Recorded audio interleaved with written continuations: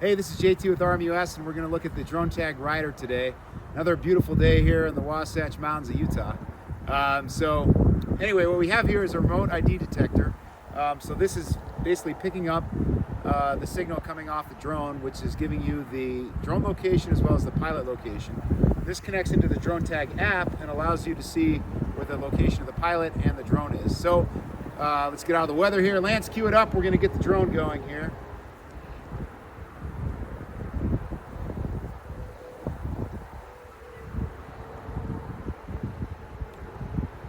Okay, and so as we start to pick up the drone, we were going to hear a little beep here and the light's going to flash.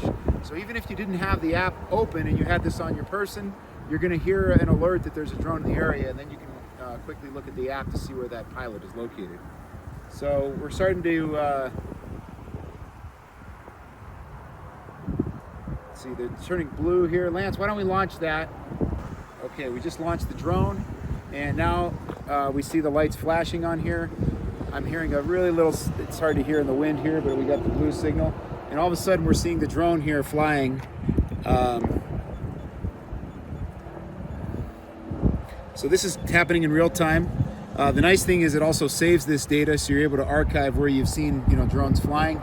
Also able to white label your own drones. So if you are in an area where you're doing some operations, and you could have your own drones located on here as well as looking for ones that might be doing something a little more nefarious.